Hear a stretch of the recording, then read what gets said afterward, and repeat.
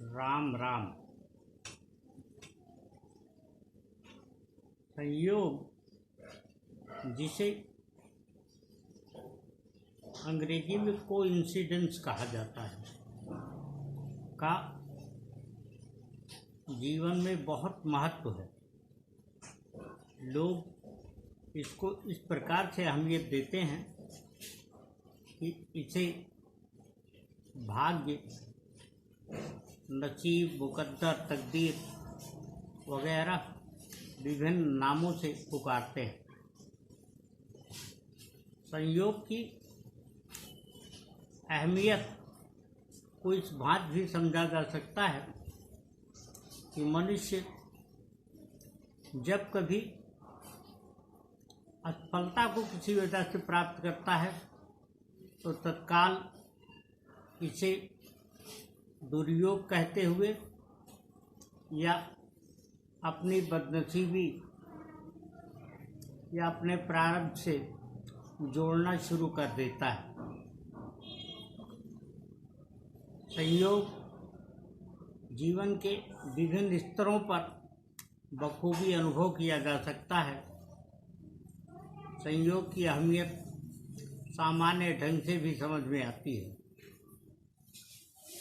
इसके प्रकाश में अगर हम देखें तो पाएंगे कि जो लोग किसी बात को समझना चाहते हैं, समझने की इच्छा या तमन्ना रखते हैं, उसकी अहमियत या महत्ता को समझते हैं, वह उसे एक बार में ही समझ लेते हैं।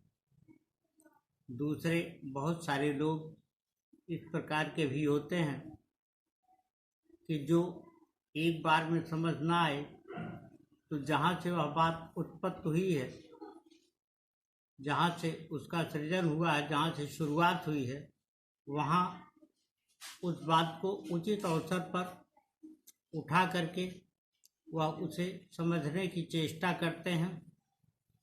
किसी पुस्तक या ग्रंथ की सहायता लेकर के, किसी संदर्भ को दूसरे से जोड़ करके उसमें उसे समझना चाहते हैं। किंतु जो लोग इसके प्रति जरा भी सतर्क नहीं होते, निरंतर असावधान होते हैं, जिसको इसकी अहमियत नहीं मालूम होती है, वो जीवन भर उसे न सीखते हैं और न ही सीखने की उनमें प्रवृत्ति पैदा हो पाती है। जीवन में संयोग को कुछ लोग योग से भी देखते हैं। योग का आशय सीधे जो समझ में आता है वह जोड़ना है।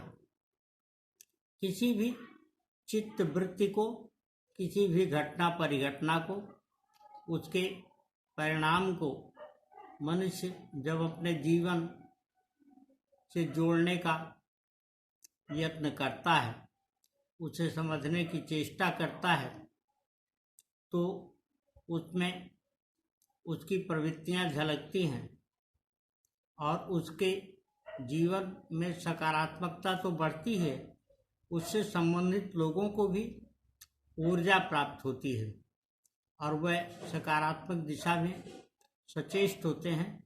जबकि इसके विपरीत स्थिति होने पर न केवल वह व्यक्ति अपने को निरर्थक बनाता चला जाता है, बल्कि उससे संबंधित लोगों पर भी उसका बहुत अधिक नकारात्मक प्रभाव पड़ता है।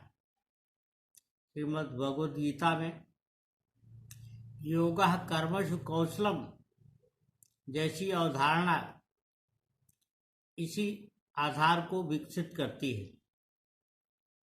जीवन में मनुष्य अगर सद्प्रवृत्तियां रखता है तो अच्छे कार्यों से, अच्छी समझ से, अच्छे सोच से वह निरंतर स्वयं को परिष्कृत करने का यत्न करता है, अपने को बेहतरीन बनाने का प्रयास करता है।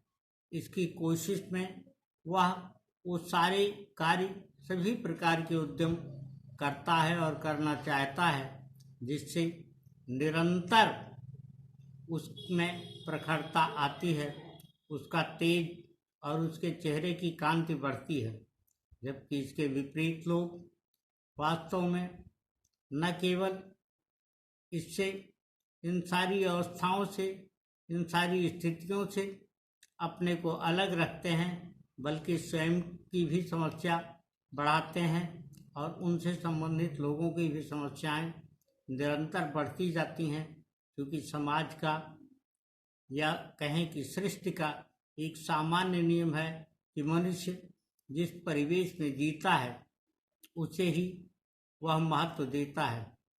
इसलिए यह समझना आवश्यक है कि वास्तव में समस्या कहाँ है।